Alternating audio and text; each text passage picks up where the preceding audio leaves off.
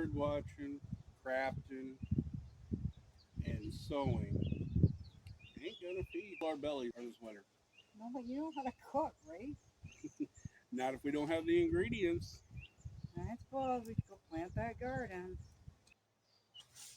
Hey, Mr. Frog. So now we have the post. I got it, man. I'll grab this pile. Tomatoes up here and No, back there. peppers were here. Tomatoes were back here.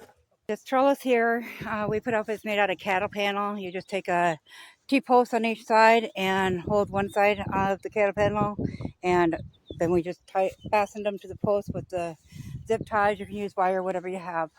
But it forms a nice trellis for the vines to grow over top. It looks kind of cool when it's grown. And then, so we can actually plant those plants in it. So like here we have a bean growing. We're going to go ahead and we're going to put aroma in. So we're going to dig up our soil.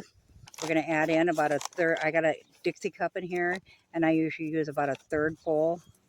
So about like that, and sprinkle that in the hole. And then I just turn it over with a shovel.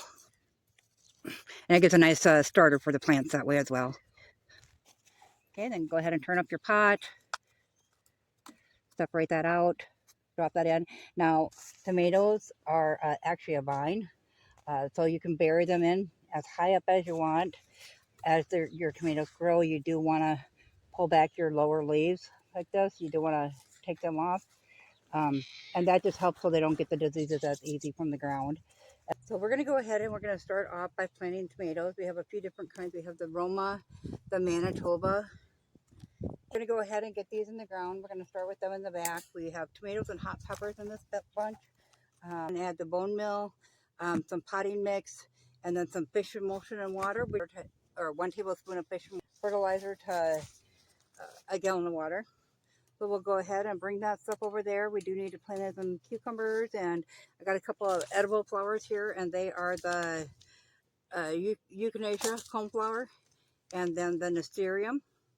And then we're going to put in some radishes as well on that in our salad, which I grow the lettuce in the Arrow system. I'm sorry, the Arrow gardening system. We just have the 6-pod one, and that is actually how we start all of our plants. I let them grow in there until they get their first set of true leaves, and then I transplant them into the pots and grow them in dirt. So we will meet you at the other end of the garden. This is our spot here.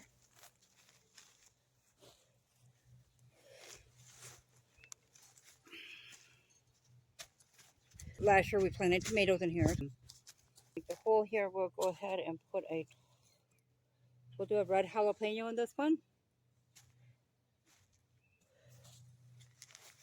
Dig up a little bit of that, so you got it enough for that to go in.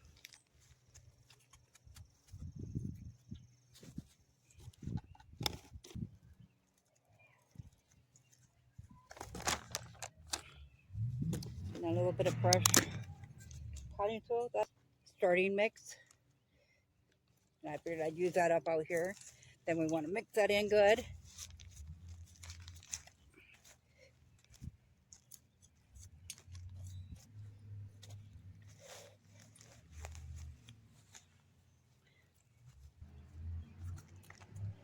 And I like to go in the center there, separate out some of them roots so they can get a good start.